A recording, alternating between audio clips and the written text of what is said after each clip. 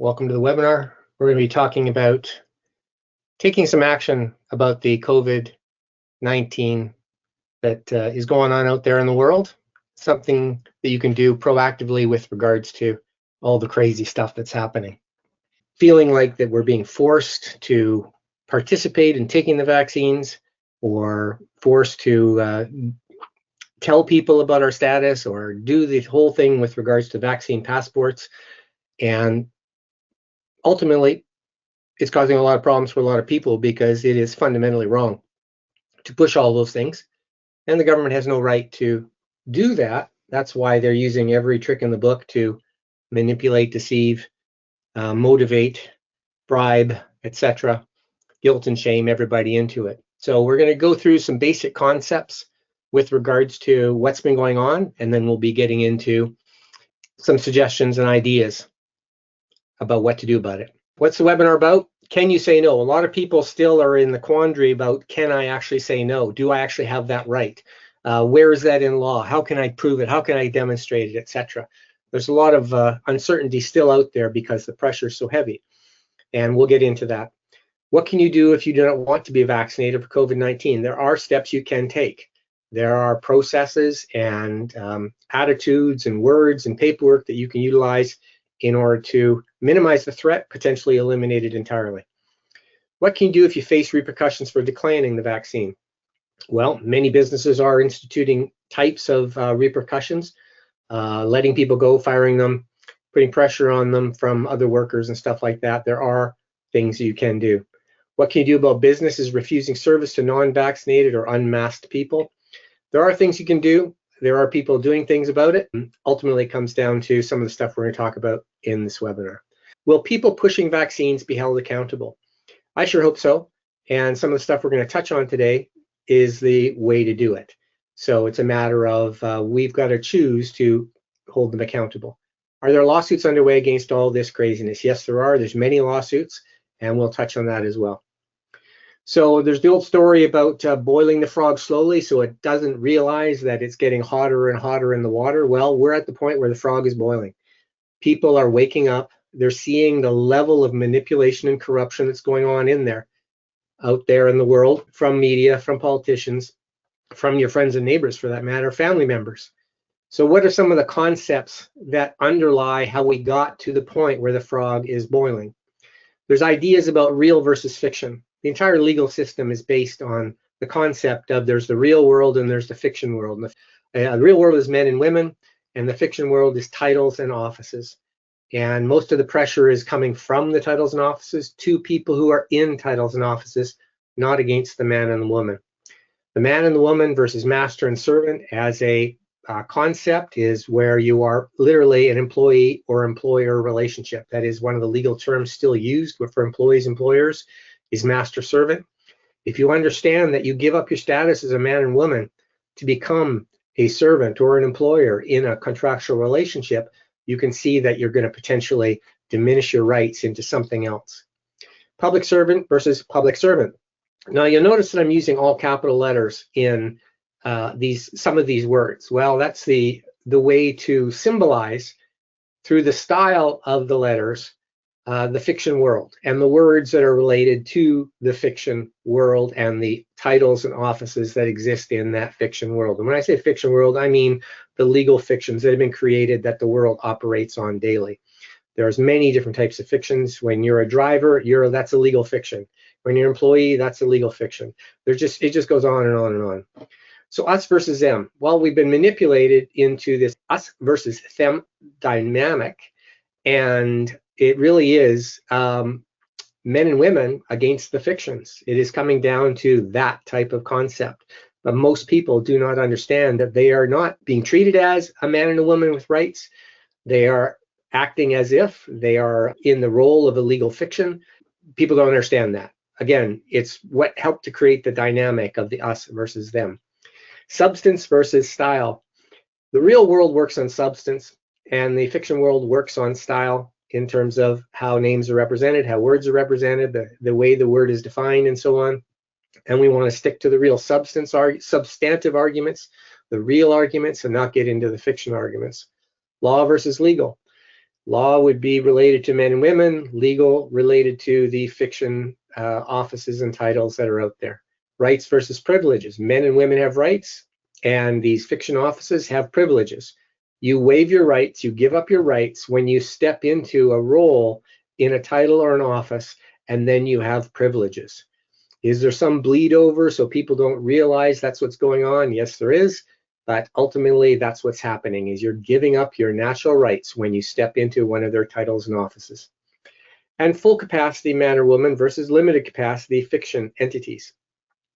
Men and women of full capacity over legal age, that's where all the rights exist. Limited capacity is when you're in that title and office.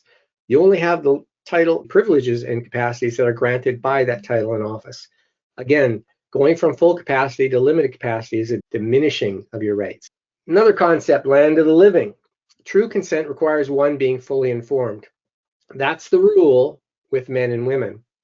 You can say no, and you should respectfully decline when you say no. Not be abusive, not be angry, not be in any way to trigger any type of extreme response against you. Do not refuse. Don't use the word refuse. If they ask you, are you refusing? You say, no, I'm respectfully declining. There is a legal distinction and a legal difference. Within their world, refusing gives them an opportunity to invoke their rules against the fiction. The fiction refuses, the man or the woman declines, and always be respectful. You can conditionally accept upon proof of their claims. This is a big, big concept with regards to the fact that they are making many, many claims with regards to the vaccines. They're making claims with regards to the mask, etc. And it is up to the person making the claim to provide proof of their claim. And what I see going on out there is many people trying to prove the claim that the vaccines are not good for you, or prove the claim that the masks are bad for you, when it should be the reverse. They have the duty to prove their claim that masks actually stop the transmission of whatever it is they say is being transmitted. And they have to prove that the vaccines are safe. They say they are safe, but they are not providing any proof of it. They claim they're safe, they're not proving it. They claim masks benefit, but they're not proving it. Not only that, there's lots of proof to the contrary of their claims.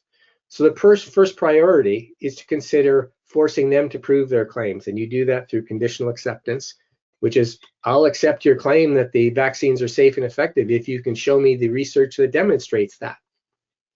And they can't do it. So that's a simple example. You can make a lawful claim against a wrongdoer guilty of trespass, assault. It's your right and your duty to make a claim, to protect your rights, to protect against an assault, to protect against a trespass. Now, an assault is anytime somebody touches you without your permission. And a trespass is when anybody tries to or does infringe on your rights in any way. And your rights is your body, all of your rights to privacy, and your children, and so on and so forth. So you can make lawful claims against anybody who you believe has trespassed or assaulted you. And it's, I believe, going to be the thin edge of the wedge that becomes very large when more people take action and do that. And we're talking about that later on in this webinar. The courts and the court of public opinion are the path to change. Now, the courts are, again, a fixed game, but there are ways to make the game work for you if you understand how. And the court of public opinion is when enough people see, understand, and agree that there is something really, really wrong, then the public opinion will go against the government, will go against the media, will go against the politicians. And we're kind of getting to that point. More and more people are waking up. More and more people in the court of public opinion are speaking out. And when enough people do, then the system will have to readjust and change what they're doing. So using the courts through lawful claims and getting the court of public opinion, and that's what the large protests where we see thousands and thousands of people, the best thing about those is that that's a visual example of how many people do not approve and do not consent. That is, again, as far as I'm concerned, the biggest benefit to those is people see how many other people are in the same disagreement with what's going on, and that's the best part of it. So working those two things, courts and court of public opinion, are the way to make this all stop. They only fear two things. And when I use the capital they or capital there, all capital letters, I'm speaking about the system people, anybody who has an office in the government. That's what the representation of this style of all capital letters is when you see it. I'm talking about anybody in an office in the system. They only fear two things: public exposure and personal liability. And that public exposure is the court of public opinion. When what they're doing as being wrong is demonstrated to be wrong, that is public exposure of their wrongs, which will shift the court of public opinion. And personal liability is when you sue them, not as an officer, but as a man or a woman. And we'll get into why that is the most powerful thing to do. So what controls you? It really is a lot of this about the mindset, the mentality, and the emotions that you have around the circumstances. And do you have to participate? Do you have to take a vaccine? Do you have to? Again, it's the number one question. No, you don't. And there's lots of backing for that, but you have to believe it. You control you, so they are trying to control you in a way that you give up control to them. This is their trick, manipulating you to give up your control because they can't take it from you. They have to trick you. They are inviting you to give up, which is waive your rights and your self-autonomy. They want to be your boss and your master, and you have to say no. Because it is an invitation in the guise of a requirement, any agreement is voluntary. And this is the legal trick and the moral trick they're playing. They're playing the game of, if we can manipulate you into agreeing to consenting, even though you don't want to, then they see that as voluntary, your choice. You made the decision. They are now not legally liable, and they are not morally culpable because you agreed when you weren't forced into it. Now, this list on the right side, mandatory equals not a law, required, mandate, requested, ordered, decree, ordinance, none of those are laws. And all of those can be challenged. You're not required to follow any of the above. Anyone who tells you different is a liar, a coward, and a tyrant, and that's exactly right. So one of the problems that has been created over the years is we've been programmed to not act to our self-protection and to obey. We've been programmed from childhood to obey authority. We've been programmed to be silent. We've been programmed not to stand up or stand out for fear of punishment. We've been programmed to not believe our own eyes. They tell us things that we know aren't right because we saw it, but they're telling us something different. You don't know, you didn't see this. And we're trained to believe what they say instead of our own eyes. We have all been traumatized to varying degrees. That's why we're susceptible to all this. Will you acknowledge all of the above and accept it, or will you reject that programming and not allow it? Now, this is a great quote somebody put on Telegram recently. When I was in 7th grade, our teacher put on a video and told us to take notes. 10 minutes in, she threw the lights on and shouted at Steve Webb, telling him he wasn't taking notes and he should have been. But the thing was, Steve was taking notes. I saw it. We all saw it. The teacher asked if anybody wanted to stand up for Steve. A few of us choked out some words of defense, but were immediately squashed. Quickly, we were all very silent. Steve was sent to the principal's office. The teacher came back in the room and said something like, "See how easy that was? We were reading Anne Frank." I started to understand. I just thought now was a good time to share the story. Don't ever let anyone tell you that what you see with your own eyes isn't happening. And Anne Frank is a famous diary from World War II of a young Jewish girl who was hidden away in an attic when the Germans were hunting down all the Jews. So this is all going on around us. Many of us see it. Many of us are aware of it, but we haven't gotten to the point where we absolutely refuse to allow it to continue, where we're going to speak up in spite of all of this. And this really is an opportunity for us to learn how to stand and speak up, or we will pay the price for not standing and speaking up. Nothing is more powerful than large numbers of people standing up individually, but together, against each man and woman doing wrongs, not the official office. We need hundreds of people filing individual claims against individual doctors, individual nurses, individual politicians, in their capacity as a man or a woman, because what they're doing is not legally allowable within their office, and it's not lawful what they're doing. but until they are held accountable, they will keep on doing what they're doing. What I want from you, this is why I'm doing this webinar, is I'm looking for action takers in multiple jurisdictions who are willing to collect evidence, write affidavits, be a witness, write claims and complaints, follow through with going to court in your local area, share all of this process weekly with others doing the same. You will be doing this, but with help on each step. I'll be working on looking at the different processes with regards to the Human Rights Act, the criminal complaints, the IMAN process, assisting the people who want to go down the different routes, and holding employers accountable and so on. The processes that I've always worked on and always tried to teach are to break it down to the principles, make it as short and sweet as possible and to the point without any fluff or opinion. And it comes down to your individual experience, your individual issue, and your individual claim against the man or the woman who has wronged you. If you're willing to do that, I want to hear from you.